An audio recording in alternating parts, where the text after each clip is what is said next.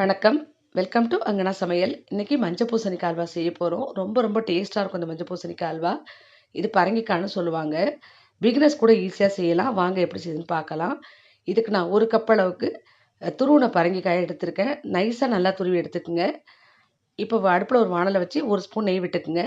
இப்போ நம்ம துருவுன பரங்கிக்காயில சேர்த்து பச்சை வாசனை போற வரைக்கும் கொஞ்ச நேரம் நல்லா வதக்கி விட்டுக்கலாம்.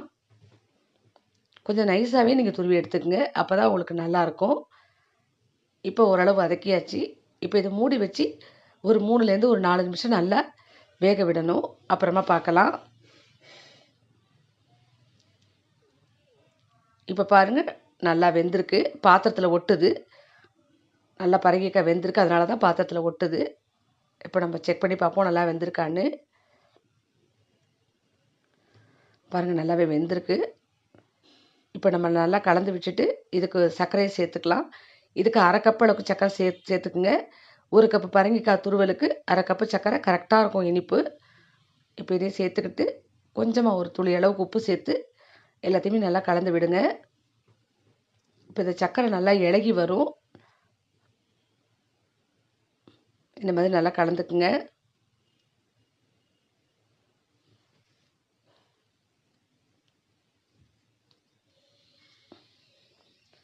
இப்போ பாருங்கள் சர்க்கரை நல்லா இளகி வந்திருக்கு. இது இன்னும் கொஞ்சம் நேரம் நல்லா நம்ம கிளறிக்கிட்டே இருக்கணும். இந்த சர்க்கரை பரங்கிக்காய் எல்லாமே சேர்ந்து ஒரு பிசுபிசுப்பு தன்மை வரணும். அப்போ தான் நல்லாயிருக்கும். பச்சை வாசனையும் அப்போ தான் போகும். அது வரைக்கும் நல்லா கிளறிக்கிட்டே இருக்கணும். அடுப்பை கொஞ்சம் லோ ஃப்ளேம் மீடியம் ஃப்ளேம் மாற்றி வச்சு கலந்துக்கலாம். இப்போ இந்த நேரத்தில் ஒரு 2 ஸ்பூன் நெய் விட்டு இன்னும் கொஞ்சம் நேரம் நல்லா கலந்துக்கலாம். கொஞ்சம் இது ட்ரை ஆகணும்.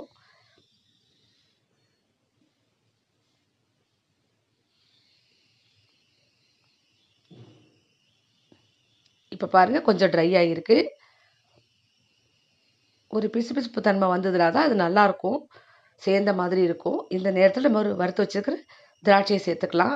இதையும் சேர்த்து கொஞ்சம் நல்லா கிளறி இன்னும் ஒரு 2 நிமிஷத்தை கலந்து எடுத்துக்கலாம். இப்போ நல்லா கரெக்டாக இருக்குது பாருங்கள். பார்க்கவே உங்களுக்கு ஒரு ஷைனிங்கான ஒரு பதம் இருக்குது பாருங்கள். இப்படி தான் இருக்கணும். இன்னும் ஒரு 2 நிமிஷம் அப்படியே கலந்துக்கிட்டு நம்ம எடுத்துக்கிட்டால் நமக்கு அருமையான மஞ்சள் பூசணிக்காய் அல்வா ரெடி. மேலே கொஞ்சம் நட்ஸை தூவி எடுத்துக்கோங்க. சூப்பர் டேஸ்ட்டில் இருக்கும். ரொம்பவே நல்லாயிருக்கும் சாப்பிட்றதுக்கு. பிகினர்ஸ் கூட ஈஸியாக செய்யலாம்.